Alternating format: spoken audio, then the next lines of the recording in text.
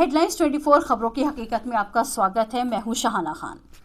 किसानों का आंदोलन दिन पर दिन जोर पकड़ता जा रहा है। आज देश भर में जिला मुख्यालयों पर किसानों ने प्रदर्शन किए और दिल्ली बॉर्डर पर 9 घंटे किसान अनशन पर रहे।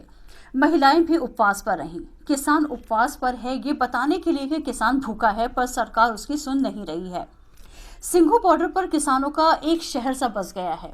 सरकारी रवैये के खिलाफ किसान आंदोलन कर रहे हैं। कृषि कानूनों के खिलाफ दिल्ली की सीमाओं पर धरना दे रहे किसानों को अब 2 हफ्ते से भी अधिक हो गए हैं। कड़ाके की ठंड में भी किसान डटे हुए हैं, लेकिन इस धरने के कारण आम लोगों को कुछ परेशानी जरूर हो रही है।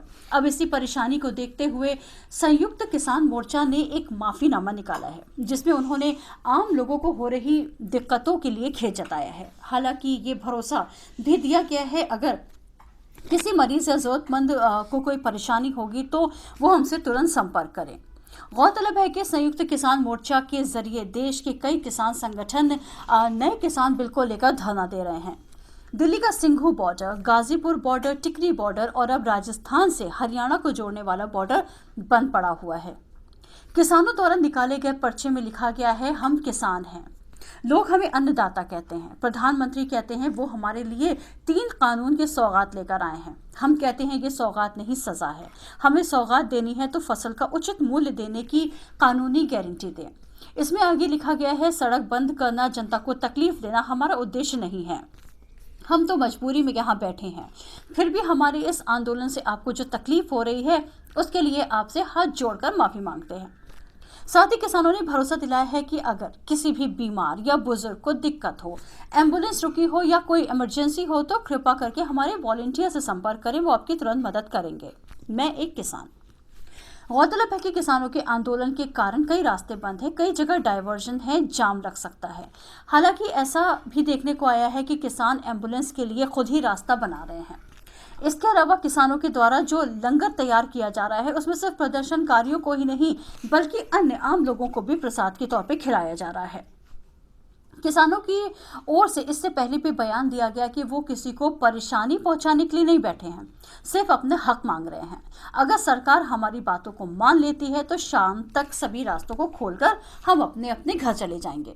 हालांकि किसान इस बात पर भी डटे हुए हैं कि जब तक उनकी मांगे नहीं मानी जाती तो वो वहां से हिलेंगे नहीं, चाहे कितना भी वक्त लग जाए।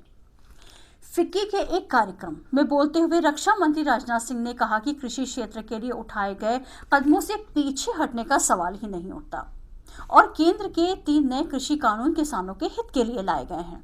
उन्होंने कहा, हम अपने किसान भाइयों को हमेशा सुनने के लिए, उनकी गलतफहमी को दूर करने के लिए और उन्हें हर भरोसा दिलाने के लिए तैयार हैं। हमारी सरकार हमेशा बातचीत के लिए तैयार है।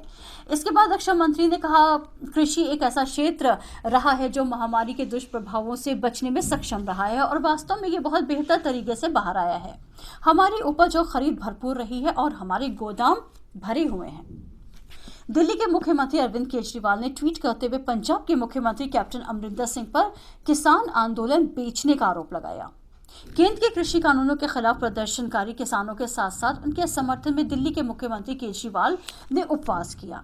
उनके इस फैसले को कैप्टन अमरिंदर ने नाटक कहा, जिसके जवाब में केजरीवाल ने एक ट्वीट करके कहा, उन्होंने ट्वीट में लिखा कि कैप्टन जी, मैं शुरू से ही किसानों के साथ खड़ा हूं।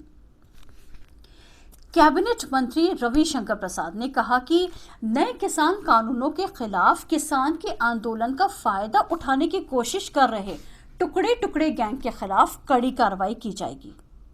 केंद्रीय कानून मंत्री एवं न्याय मंत्री ने पटना में तीनों कृषि कानून के समर्थन में ये बात कही। केंद्रीय गृह मंत्रालय के पास ऐसी कोई जानकारी नहीं है जो देश में टुकड़े टुकड़े गैंग की परिभाषा को बता पाए। एक आरटीआई का जवाब देते हुए मंत्रालय ने ये जवाब दिया है।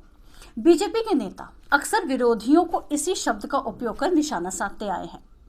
आरटीआई एक्टिविस्ट साकेत गोखले द्वारा पिछले साल 26 दिसंबर को पूछे गए एक सवाल के जवाब में केंद्रीय गृह मंत्रालय ने कहा, गृह मंत्रालय के पास टुकड़े टुकड़े गैंग को लेकर कोई भी जानकारी नहीं है। उसके बाद भी जब भी ये लोग कुछ कर नहीं पाते तो टुकड़े टुकड़े गैंग को आगे ले आते हैं। खैर, अब देखना यह होगा कि पीछे कौन हटता है, किसान या सरकार, या फिर दोनों की आपस में कोई सहमति बन पाती है। किसानों की रणनीति काम आती है या सरकार की।